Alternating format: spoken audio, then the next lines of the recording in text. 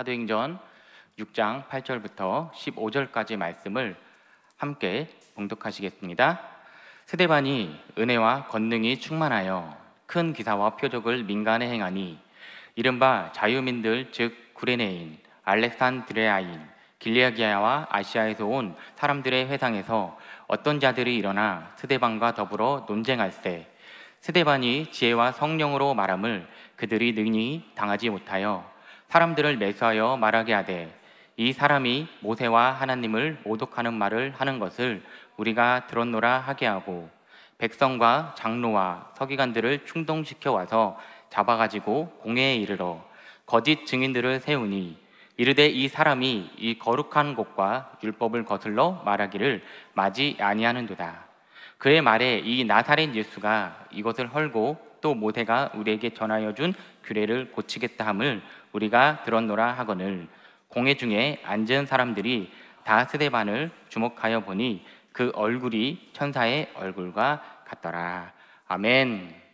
하나님의 크신 은혜가 우리 사랑하는 에드슨 분당교회 특별히 우리 청년 지체 여러분들 가운데에 가득 넘쳐남을 주님의 이름으로 간절히 축복하고 또 축원드립니다. 여러분들 하나님이 사랑하시는 사람입니다. 아멘. 자신이 없죠? 하나님이 사랑하시는 사람입니다. 우리 자분들하고 이렇게 축복할까요? 당신은 하나님의 사랑을 듬뿍 받는 분입니다. 이렇게 축복하며 인사합시다. 여러분들은 하나님의 사랑을 듬뿍 받으시는 하나님의 사람인 줄로 믿습니다. 정말로 오랜만에 우리 청년 젊은 지체들 앞에서 제가 설교를 하게 된 것 같습니다. 제가 여의도 순복음교회 사역할 때 제가 2007년도 2008년도 여의도 순복음교회 그 가스펠 선교회 청년들을 담당했었던 적이 있는데요, 벌써 얼추 한 18년 19년이 되는 그 시간 만에 우리 젊은이들 앞에 섭니다. 되게 떨리네요. 우리 젊은 지체들 앞에서 귀한 하나님의 말씀을 또 함께 나눌 수 있게 되어서 얼마나 감사하고 또 소중한 시간인가 하나님께 감사할 따름입니다. 오늘 우리 목사님 함께 말씀 나누어 주신 말씀, 사도행전 말씀을 중심으로 해서 세상이 감당하지 못하는 사람, 이와 같은 제목을 가지고 잠시 하나님의 말씀을 우리가 함께 나누기를 원합니다. 과연 우리는 세상을 살면서 어떤 마음을 가지고 살아가고 있는가? 오늘날의 이 시대가 우리 젊은이들이 살기 정말 쉽지 않은 그러한 시대를 살고 있다라고 이야기를 하죠. 많은 것들을 준비해야 하고 또 여러 가지 상황들을 미리 예견하면서 그 일들을 파악하면서 만들어가야 하는 이 세대 가운데에 우리가 어떤 모습을, 어떤 자세를 가지고 살아가야 하는가?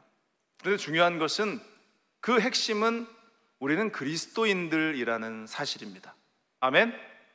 여러분들 그리스도인입니까? 여러분들 그리스도인들이세요? 우리 예수 믿는 사람이고 하나님의 자녀된 자들입니다. 그러면 우리가 무엇 때문에 살아가고 우리의 인생의 그 목적이 어디에 있는가, 또 이 세상을 어떻게 살아가야 할까에 대해서 우리는 끊임없이 묻고 또 질문하면서 우리가 하나님이 원하시는 그 길을 쭉 걸어 나아가야 할 줄로 믿습니다.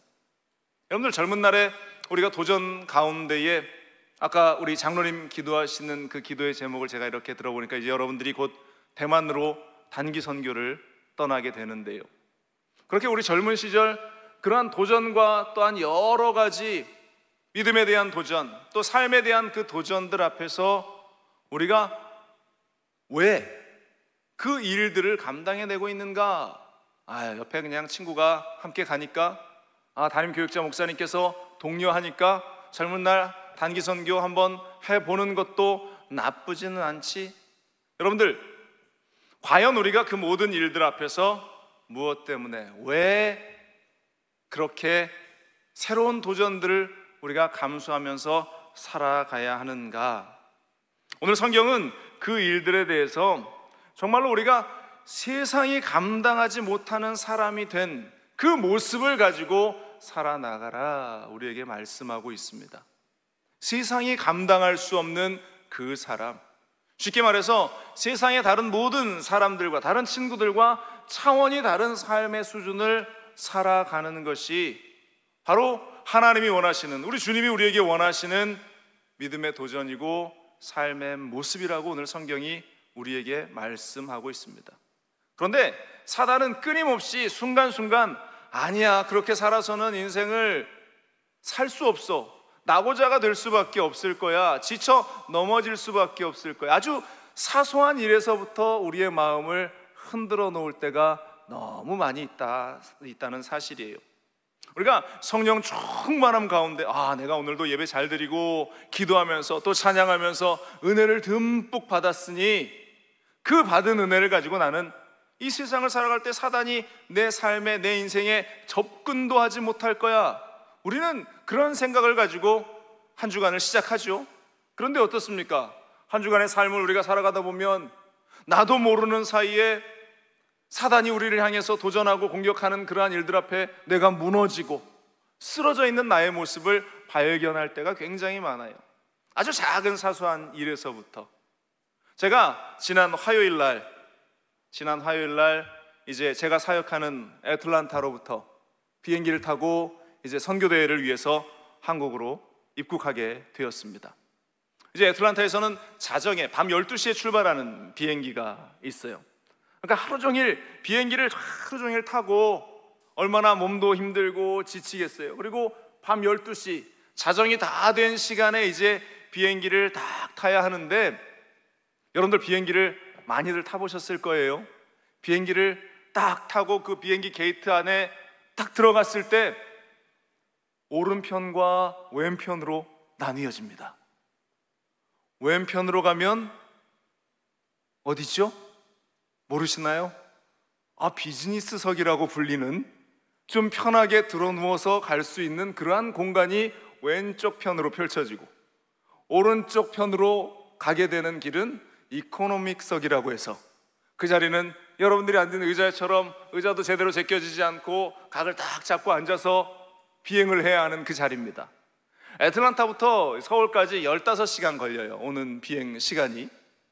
그런데 정말 피곤한 그 몸을 가지고 제가 비행기 안에 탁 들어오면서 저는 자연스럽게 오른쪽으로 방향을 꺾어서 제 자리를 향해서 가는데 마음속에 드는 생각이 이거예요.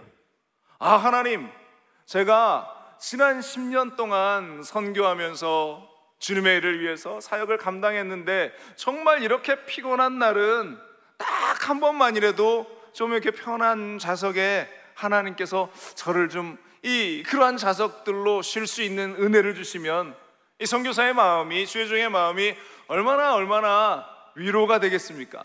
그런 마음이 확 들면서 하나님 앞에 푸념 아닌 기도를 중얼중얼 하고 있는데, 그런데 갑자기 뒤에서 제 뒤통수를 누가 팍 때리는 겁니다. 깜짝 놀랐어요. 깜짝 놀라서 제가 뒤를 딱 돌아봤는데 누가 손으로 저를 때린 게 아니라 제 뒤에 타는 승객분께서 가방을 이 위에 이렇게 선반 위에 올리시는데 그 가방을 그냥 놓치는 바람에 그 가방이 제 머리에 떨어진 거예요.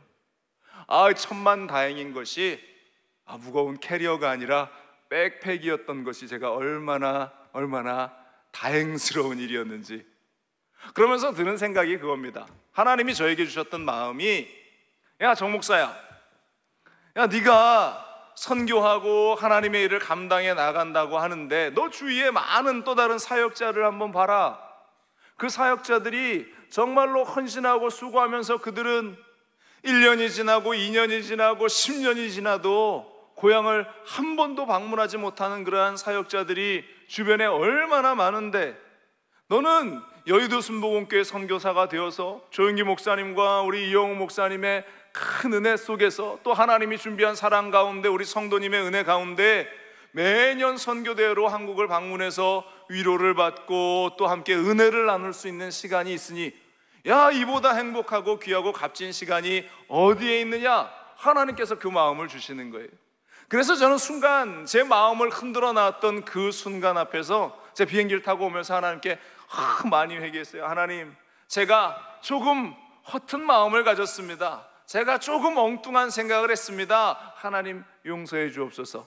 그렇게 하나님께 기도하면서 한국을 도착했는데요, 제가 이 말씀을 왜 드리냐면, 우리가 살아가는 그 삶의 현장들 가운데에서 정말 아무것도 아닌 일들이죠. 이 아무것도 아닌 일들을 사단은 가만히 내버려 두지 않고 여러분들의 그 성령으로 충만하고 믿음으로 충만하고 하나님의 사람으로 서기 위해서 결단한 여러분들의 마음과 상황과 모든 환경들을 쉼없이 뒤흔들어 놓으려고 도전하고 있다라는 것입니다. 아마도 여러분들이 예배를 마치고 저 성전문을 열고 여러분들이 나가서 교구 모임을 하든 또 친구들과의 만남을 갖든 여러분들 가운데 펼쳐진 그 상황들 속에서 아마 사단은 계속적으로 여러분들을 흔들 그 이유들을 찾고 또 찾고 또 찾을 겁니다. 그러면서 가장 약한 그 부분들이 건드려졌을 때 무너지게 하고 넘어지게 만들 것입니다. 여러분들, 우리가 그런 일들 앞에서 우리를 지켜나가기 위해서 필요한 것이 무엇이냐? 다른 것 없어요.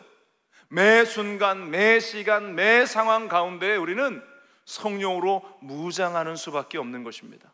성령님이 내 안에 오셔서 성령이 사단의 그 수많은 도전과 공격을 끊어버리시고 지켜나가 주시기를 우리는 기도하고 또 기도하고 또 기도할 수밖에 없다라는 사실입니다. 그래서 늘 목사님들이 강조하죠. 성령의 충만함을 받아라, 성령의 충만함을 받아라. 여러분들, 우리가 성령 충만함을 받아야 할 이유가 바로 거기에 있다라는 사실입니다. 여러분, 성령 충만함 받으시길 바랍니다. 여러분들의 삶을 성령으로 무장하시기를 주님의 이름으로 간절히 축원을 드립니다. 그렇게 성령으로 충만하게 될 때에 바로 우리의 삶이, 젊은 시절에 여러분들의 삶이 세상이 감당할 수 없는 그러한 소중하고 복된 삶을 살아 나아갈 수 있는데, 세상 사람들과 구별되어지는 그러한 존재로서의 삶을 살아낼 수 있다라는 사실입니다. 다시 한번 질문 드릴까요? 여러분들은 무엇 때문에 이 땅을 살아가시고 어떻게 여러분들의 삶을 살아나가고 계십니까? 그렇다면 성령 충만하면 어떤 모습이 우리 가운데 나타나기에 세상이 우리를 감당할 수 없는 사람이다, 그렇게 인정하게 되는가? 먼저 첫 번째는 두 가지만 살펴볼 것인데요, 성령 충만한 사람은 바로 하나님의 권능이 나타나기에 세상이 우리를 감당할 수 없다라는 것입니다. 성령 충만한 여러분들에게는 하나님의 권능이 나타나야 하는 것이에요. 내가 성령 충만하다고 하면, 여러분들, 내가 찬양하고 기도하고 하나님을 찾고 또 찾을 때에 우리가 성령의 충만함을 받는데, 내가 성령이 충만하다면 여러분들의 삶 가운데에 하나님의 능력이 나타나야 하는 것이에요. 아니, 목사님, 저는 나이가 어려서 아직 그럴 때가 되지 않은 것 같아요. 과연 그럴까요? 하나님의 능력이 나이를 찾아가고 하나님의 그 기적의 역사가 어떠한 수준, 어떠한 기대치가 있을 때에 그 일이 일어나는가? 아니요, 하나님께 성령의 충만함을 받는 사람들에게는 바로 하나님의 권능이 나타난다라는 사실입니다. 오늘 성경에 등장하는 이 스데반 집사 역시, 스데반 집사를 오늘 성경이 뭐라고 표현하고 있냐면 8절 보면, 스데반이 은혜와 권능이 충만하여 큰 기사와 표적을 민간에 행하니, 이렇게 오늘 성경이 이야기합니다. 스데반이 은혜와 권능으로 충만했다라고 말씀하고 있습니다. 그러자 그 은혜와 권능이 충만한 그의 모습을 통해서, 삶을 통해서 드러났던 것이 무엇이냐? 기사와 표적이다. 쉽게 말해서 기적들이, 놀랄만한 응답의 역사들이 그의 삶 가운데에 넘쳐났다라고 성경이 말씀하고 있는 것이에요. 여러분들, 나의 모습을 돌아봅시다. 여러분들의 모습을 돌아보세요. 과연 내가 예수 믿는 하나님의 자녀, 나는 오늘도 성령의 충만함을 받고 기도하고 말씀으로 충만하면서 하루를 살아갑니다.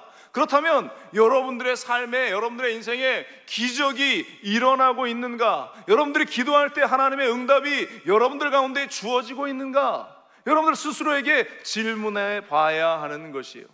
만약 내 삶에 하나님의 응답이 없고 내 삶에 하나님의 능력이 나타나지 않는다면 내가 말하는 성령의 충만함에 대해서 우리는 다시 한번 깊이 고민해 봐야 할 것입니다. 아니, 더 강력하게 기도하며 나아가야 할 것입니다.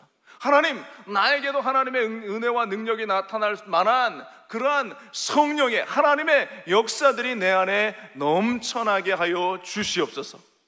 여러분들, 사도 베드로의 이야기를 너무나 잘 아실 겁니다.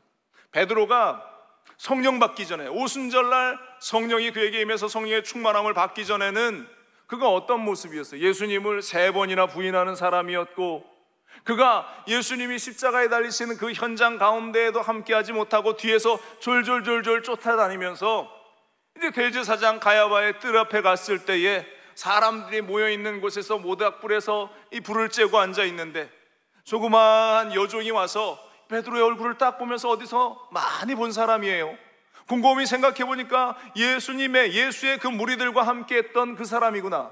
그때에 이야기하지 않습니까? 당신이 예수의 제자 아닙니까? 당신이 예수의 제자 중에 그 한 사람이었다고 내가 기억합니다.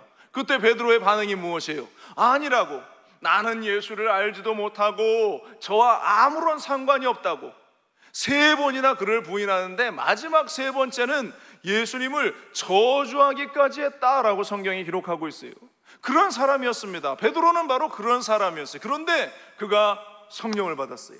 오순절날 함께 기도하는 제자들과 더불어 기도할 때 오순절 마가의 다락방에 성령이 임하면서 그들에게 한 사람 한 사람 강력한 하나님의 역사가 그들 가운데 임하니까 베드로가 완전히 180도 달라집니다. 나가서 복음을 전하는데요, 하나님의 말씀을 전하는데 숨어서 이렇게 웅크리고 있던 그가 거리에 나가서 예수의 복음을, 그리스도의 복음을 외치니까 그날 3,000명이 구원을 받았다, 5,000명이 구원을 받았다. 하나님의 그 놀라운 역사가 그 현장 가운데 일어났음을 성경이 증거하고 있습니다. 여러분들이 나가서 성령 충만한 여러분들이 복음을 전하면 죽어가는 영혼들이 살아나야 하고 회복의 역사가 일어나야 하는 것이 당연한 일입니다. 주님을 믿는 놀라운 역사가 일어나는 것이 당연한 일이다라는 것입니다. 그냥 어찌어찌 하다가 우연찮게 일어나는 그 일이 아니라 이것은 당연히 하나님의 사람인 여러분들이 보여야 할 믿음의 증거, 성령 충만의 증거라는 사실입니다. 여러분들, 하나님의 능력을 여러분들의 삶 가운데 나타낼 수 있기를 간절히 바랍니다. 뿐만 아니라 베드로는 거기에서 멈춘 게 아니라 그가 어느 날을 기도하러 미문으로, 성전으로 올라가는 그때에 조그마한, 미문이라고 불리는 조그마한 문 앞에 앉아있는 안진뱅이를 하나 만나게 됩니다. 그때에 베드로의 마음 가운데 막 감동이 일어나기 시작해요. 이 사람이 예수 그리스도로 말미암아서 치료함을 받을 수 있겠구나, 이 사람이 그 날 때부터 안진뱅이 앉은 자리에서 일어날 수 있겠구나. 그러면서 베드로가 이야기한 것이 무엇입니까? 은과 금은 내게 없거니와 내게 있는 것으로 내게 주노니 나사렛 예수 그리스도의 이름으로 일어나 걸어라. 그렇게 명령을 하니까, 그리고 그 사람의 손을 잡아 일으키니까 그 안진뱅이가 벌떡 일어나게 되는 놀라운 역사가 이 베드로의 사역 현장 가운데에 펼쳐졌다라는 것입니다. 여러분, 이게 남 이야기일까요? 아니요. 성령이 충만한 여러분들의 삶 가운데에 일어날 수 있고, 아니 일어나야 할 하나님의 능력의 역사라는 사실입니다. 저희 교회에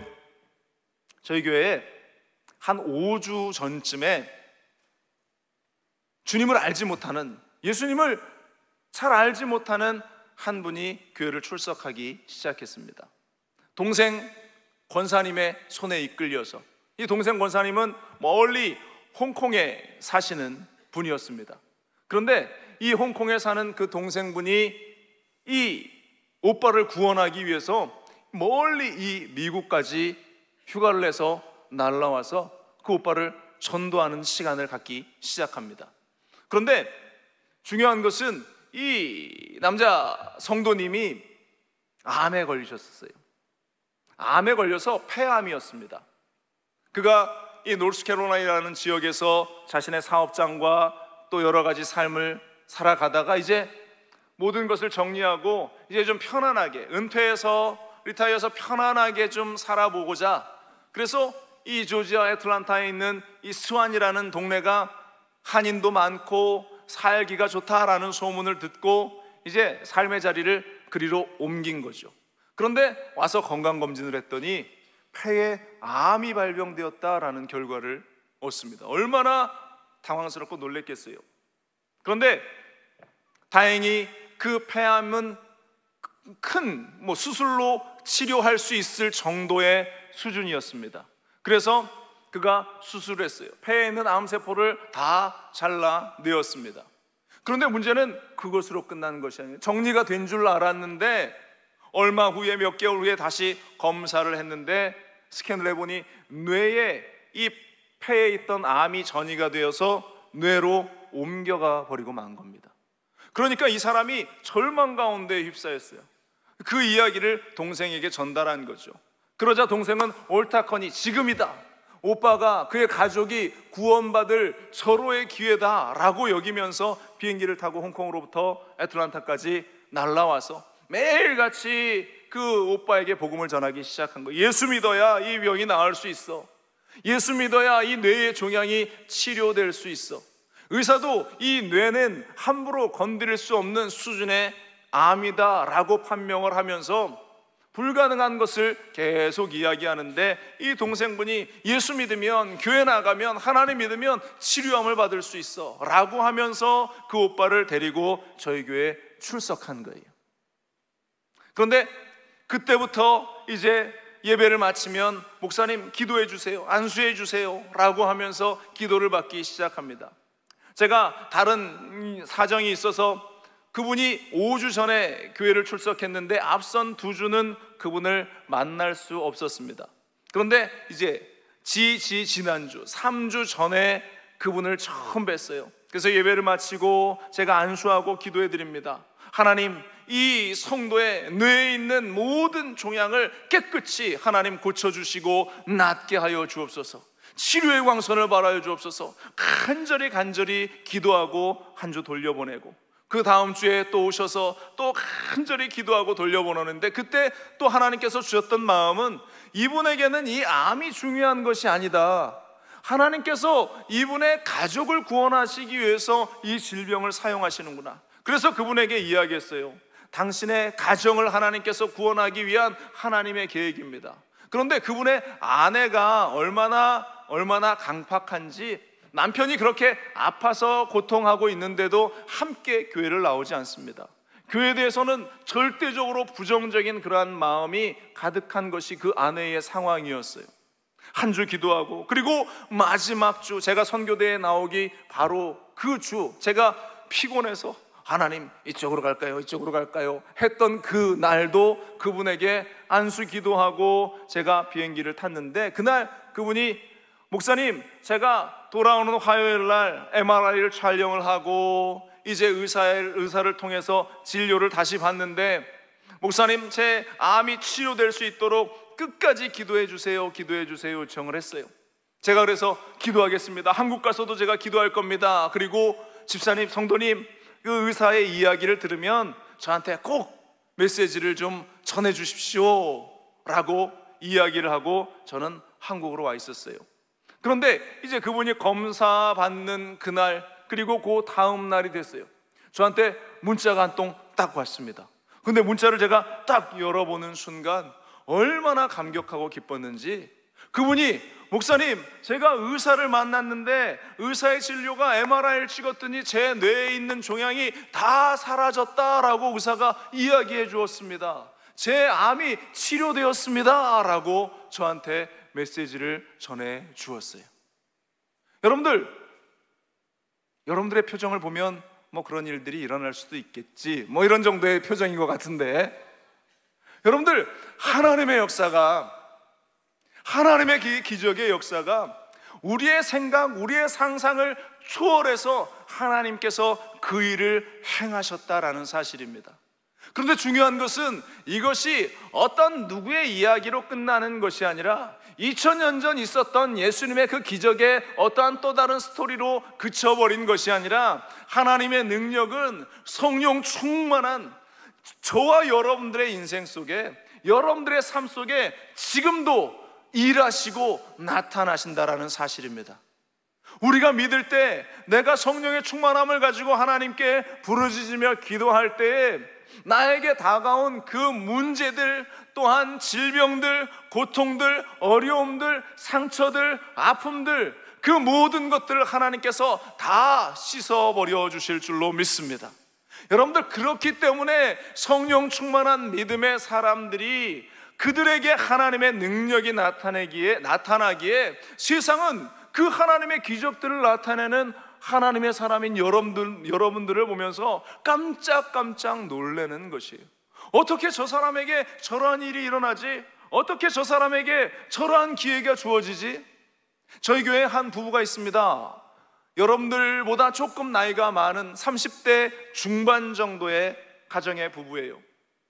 그 부부가 제가 애틀란타에 처음 사역을 하기 위해서 갔을 때에 그 부부도 기가 막히게 제가 처음 설교하는 그날 우리 교회를 나오게 되었던 그러한 가정이에요. 그 이후로 믿음을 조금씩 가지면서 하나님을 만나기 시작했는데요, 특별히 그 남편 젊은 집사님에게 하나님께서 믿음을 심어주기 시작했습니다. 은혜를 주시기 시작하는데 얼마나 믿음이 빨리 자라나는지, 말씀 전하고 함께 기도할 때마다 그 믿음이 자라나기 시작하면서 스스로도 깜짝 놀라요. 그러면서 저에게 와서 그렇게 간증하는 겁니다. 목사님, 하나님께서 오늘도 제 기도를 응답해 주셨어요 라고 하면서 정말로 그 친구에게 수 없는 하나님의 그 응답이 주어졌는데요, 특별히 그에게 직장에 대한 문제가 있었습니다. 먼저 다니고 있던 직장에서 옮겨가기를 마음에 소원함이 가득했었는데요, 그때 이 친구가 저에게 이야기하는 거예요. 목사님, 제가 미국에 있는 LG전자에 제가 이직을 하고 싶은데 너무나 여러 가지 자격 조건들이 맞지 않아요. 그냥 볼 때는 불가능한 일이고 이루어질 수 없는 일입니다. 목사님, 기도해 주십시오. 그러면서 이제 관계자와 이 HR 인사팀장과 미팅을 하게 되는데 그때도 그다지 표정이 좋지 않았던 것 같아요. 그런데 놀라운 것이 이 친구가 기도하는데 이제 전화가 왔어요. 목사님, 불가능한 일이 일어났습니다. 제가 그 LG전자에 합격하게 되었습니다 라고 연락 오면서 자신의 그 이야기들을 저한테 고백하면서 하나님이 하셨어요 라고 간증했던 그러한 일들이 있습니다. 뿐만 아닙니다. 직장 생활에서 일할 때도 해결되지 않는 그 수많은 일들을 기도할 때마다 하나님께서 하나 둘 그 친구에게 응답하시는 모습을 제가 보면서, 아 그래, 하나님은 지금도 살아계시지. 성령 충만함을 가지고 기도하는 하나님의 사람들의, 하나님의 자녀들의 그 기도를 하나님께서는 반드시 응답하시고 들어주시는 분이지. 우리도 기도하고 그 능력을 받아야지. 제가 날마다 오히려 도전받고 은혜 받을 때가 많이 있어요. 여러분들의 기도 가운데에, 여러분들이 성령 충만하며 기도할 때 하나님께서 그 능력을 여러분들의 삶에 나타내 보여주실 줄로 믿습니다. 여러분들 믿음으로 기도하세요. 내 젊은 날 내가 어디로 가야 할지, 무엇을 해야 할지 지금도 고민하고 갈등하고 있는 그러한 여러분들의 삶이 있다면 기도하세요. 성령의 충만함을 받으면 하나님께서 여러분들의 길을 인도하실 것이고 여러분들의 삶을 열어주실 줄로 믿습니다.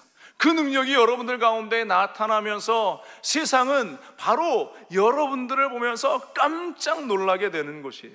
어떻게 저 친구가 저러한 기회를 얻고 저러한 상황 가운데 놓이게 되었지? 곰곰이 하면서 여러분들의 삶을 살피게 될 것입니다. 바로 그것이 전도이고 바로 그것이 삶을 통해서 나타내는 하나님의 사람의 진정한 모습, 세상이 감당하지 못하는 하나님의 사람의 모습이 되는 줄로 믿습니다. 두 번째로, 세상이 감당하지 못하는 사람은 어떠한 모습이냐? 바로 하나님의 지혜를 가지고 일하기 때문에 세상이 우리를 감당할 수 없다라는 것입니다. 앞서 말한 대로 하나님의 능력이 나타나기 때문에, 우리가 하는 일마다 하나님의 능력이 나타나기 때문에 세상이 우리를 감당하지 못해요. 뿐만 아니라 그 모든 일들을 다른 것이 아니라, 지식이 아니라, 경험이 아니라 하나님이 주신 지혜를 가지고 우리가 그 일을 이루어 가기 때문에 세상이 감당할 수 없는 사람이 되는 것입니다. 오늘 스데반 집사님을 보세요. 오늘 성경 9절 10절에 보면 이른바 자유민들, 즉 구레네인, 알렉산드리아인, 길리기아와 아시아에서 온 사람들의 회당에서 어떤 자들이 일어나 스데반과 더불어 논쟁할세. 스데반이 지혜와 성령으로 말함을 그들이 능히 당하지 못하여, 이렇게 말하고 있습니다. 스데반 집사님이 지혜를 가지고 또한 성령의 충만함을 가지고 말함으로 그들이 감당하지 못했다.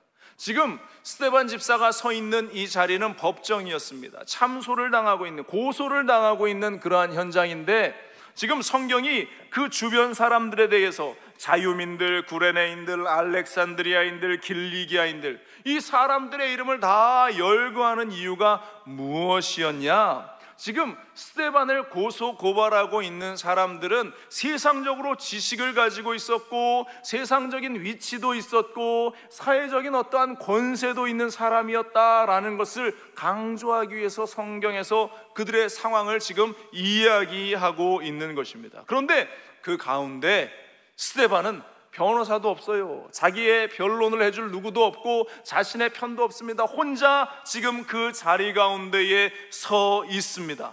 성경은 스데반이 얼만큼 배웠나, 그의 학식이나 학벌이나 가문의 배경이나 그런 것은 1도 언급하고 있지 않습니다. 단지 그를 이야기하는 것이 10절의 말씀처럼 스데반은 지혜와 성령으로 말함을 그들이 능히 당하지 못하였다. 하나님이 주신 지혜로 성령이 말하게 하심을 따라서 말하는 그 스데반의 말에 지금 그를 고소하는 수많은 사람들이 게임이 안 되고 있다는 것이죠. 상대가 안 되고 있다는 것입니다. 여러분들이 세상을 살아갈 때에 바로 성령의 충만함 가운데에 주어지는 지혜, 그 지혜를 가지고 여러분들이 학업의 현장 가운데에서, 여러분들이 직장의 현장 가운데에서, 여러분들이 살아가는 그 인생의 현장 가운데에 서 있으면 여러분들 세상이 여러분들을 감당하지 못하는 것이, 어디에 있든지 그곳에서 찬란하게 빛나는 한 사람이 되는 것, 바로 그것이 하나님이 여러분들에게 허락하신 성령 충만한 하나님의 자녀들, 하나님의 사람의 모습이다라는 것입니다. 여러분들 다니엘의 이야기를 잘 알죠? 다니엘이 왕이 3번이 바뀔 동안 그가 총리의 자리를 계속 지켜나가요. 놀라운 일입니다. 나라가 바뀌었는데도 여전히 총리고, 또 나라가 바뀌었는데 여전히 총리를 하고 있다. 여러분들 그것이 가능한 일이냐? 우리나라 세계의 어떠한 곳에도 정권이 한번 바뀌면 그 자리에 있었던 모든 고관들, 관리들이 바뀌어지는 것이 당연한 일인데, 다니엘은 그 자리 가운데에 있습니다. 하루는 이 다니엘을 시기했던 많은 사람들이 다니엘을 향해서 고소할 거리를 찾는데, 무엇이 있었나 봤더니 다니엘이 매일 하나님께 기도하는 거예요. 자신의 창문을 열어놓고 예루살렘 성을 향해서 하나님께 무릎 꿇어 기도하는 그 모습을 보면서 그를 질투하는 사람들이 왕에게 고발하지 않습니까? 왕이요, 딱 한 달만 왕 외에 다른 누구에게도 절을 하지 못하도록, 기도하지 못하도록 법령을 내리셔서 왕의 권위를 한번 세워보십시다. 사람들이 왕만을 경외하고 두려워할 수 있도록 권위를 지금 나타내 보여줄 때입니다. 이야기하죠. 솔깃합니다. 고개를 끄덕이며 왕이 주소를 내리죠. 왕의 인장을 꽝 찍어서 오늘부터 한 달 동안은 나 외에 누구에게도 절할 수 없고 기도할 수 없다. 이 공포가 내려진 사실을 다니엘이 몰랐겠습니까? 너무나 잘 알죠. 그럼에도 불구하고 다니엘은 단 하루도 거르지 않고 창문을 열어놓고 기도해요. 야훼 하나님 한 분밖에 나의 하나님은 없습니다 라고 기도합니다. 여러분들 그 모습을 볼 때에 어떤 생각이 드세요? 아유, 저 미련한 사람. 우리는 성경의 결과를 알기 때문에 다니엘이 대단한 사람이고 다니엘이 믿음의 사람이고 그렇게 해야지 라고 생각하지만, 여러분들 성경의 그 근거들을 다 우리가 접어두고 객관적인 그러한 사건, 팩트만을 보면서 이 사람을 보면 아유, 이 사람 미련한 사람, 한 달만이라고 했는데 한 달 동안만 좀 창문을 닫아놓고 큰 소리도 기도하던 것도 좀 조용히 잠잠히 기도하면서 조금 그렇게 한 달을 지나면 또 얼마든지 할 수 있는 일이 있는데 지혜롭지 못하게 미련하게 그러한 일을 한다, 조롱할는지 모릅니다. 그것이 보통 사람들의 생각이에요. 그러나 성령 충만한 하나님의 사람은 그것이 하나님이 원하시는 일이 아니라는 것을 알아요. 또 하나님이 그리 아니하실지라도 어떻게든 하나님의 뜻 가운데 합력하여 선이 되게 인도하실 것을 압니다. 주저하지 않고 다니엘이 기도합니다. 여전히 창문을 열어놓고 기도합니다. 그 결과가 그가 왕에게 고소를 받고 끌려가 사자굴에 던져지죠. 그러나 그때에 하나님이 극적인 드라마를 써내가지 않습니까? 사자의 입을 막아버리시고 그를 참소하는 자들을 오히려 그 사자굴에 던져 넣으면서 하나님의 지혜가 얼마나 크고 하나님의 능력이 얼마나 큰가를 그 삶의 현장 가운데 나타내 보여주셨다라는 것입니다. 여러분들, 우리가 살아가는 그 삶의 자리, 삶의 현장 속에서 우리가 가져야 할 모습이 무엇인가를 성경은 끊임없이 우리에게 말씀하고 있습니다. 그러나 사단은 굳이 그렇게 할 이유가 없다, 좀 적당히 타협하면서 요령껏 그렇게 살아가도 얼마든지 잘 살 수 있다라고 그렇게 우리를 유혹합니다. 그러나 그 모습은 결국 작은 균열이 뚝을 무너뜨리게 하듯이 우리의 신앙을 무너뜨리고 우리의 믿음을 깨뜨려 버리게 하는 작은 요소가 될 수 있다라는 사실이에요. 여러분들, 제가 사역하는 그 미국이라는 땅에 대해서 여러분들 잘 알고 있지 않습니까? 그 땅이 어떻게 세워진 땅인가? 청교도의 신앙으로 102명의 사람이 믿음을 지켜나가기 위해서 머나먼 영국이라는 나라에서 그들이 배를 타고 대서양을 건너서 아메리카 대륙에 도착합니다. 그들의 목적은 단 하나였어요. 자유롭게 하나님께 예배하는 것, 자유롭게 그들의 믿음을 지켜나가는 일. 그래서 1년 동안 그들이 열심히 일해서 정말로 조금 주어지는 그 곡식, 그것도 자신들이 먹지 않고 하나님께 먼저 드리면서 믿음을 나타내 보였던 땅이 바로 아메리카 미국 땅이에요. 그래서 하나님께서 그 땅을 얼마나 복주시고 그 땅을 축복하셨는가. 세계 최고의 나라이고 모든 것이 넘쳐나는 그 땅, 복된 나라가 이어지고 있는데 지금 미국 땅의 그 세대들이 그것들을 잃어버리고 있습니다.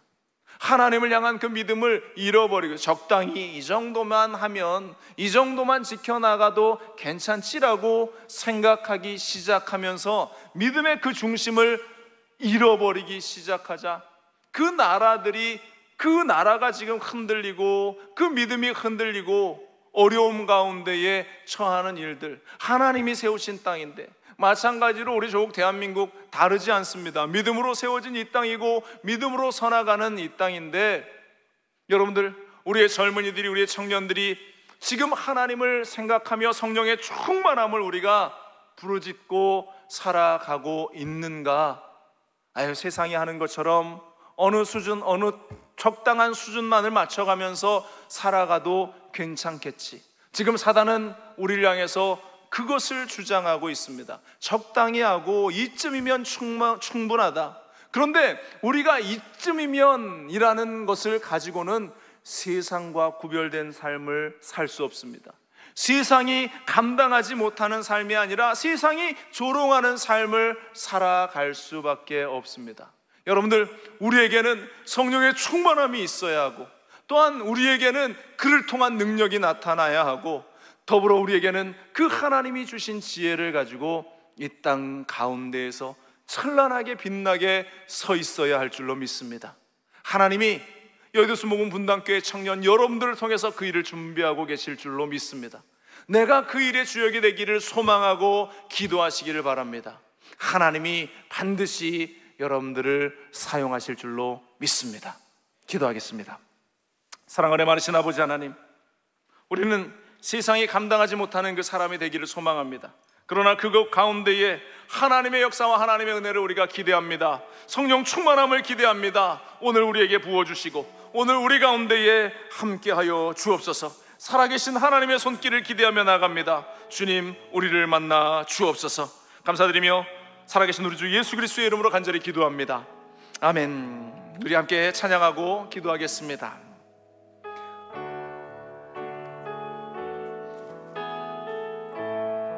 우리 주는 위대하며 우리 주는 위대하며 능력이 많으시도다.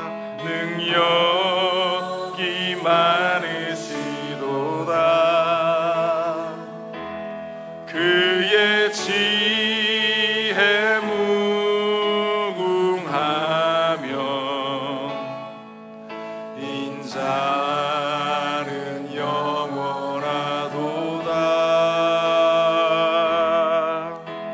상한 자들 고치시며 상처를 싸매시도다.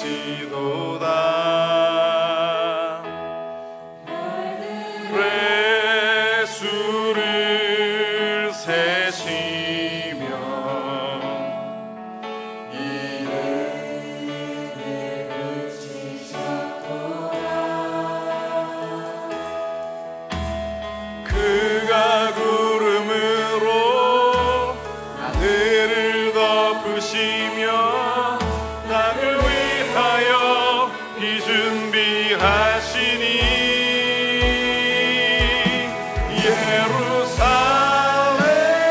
예루살렘아 여호와를 찬송할지어다. 내 하나님을 감사함으로 그 앞에 나가며 주 임재 앞에 경배. 예루살렘아 예루살렘아 여호와를 찬송할지어다. 내 하나님을 감사함으로 그 앞에 나가며 주 임재 앞에 경배. 우리 시간 말씀을 기억하시면서 성령 충만함을 위해서 하나님의 크신 은혜가 우리 가운데 넘쳐남을 위해서 주님 이름 세 번 간절히 부르시네 기도하며 나갑니다. 주여 주여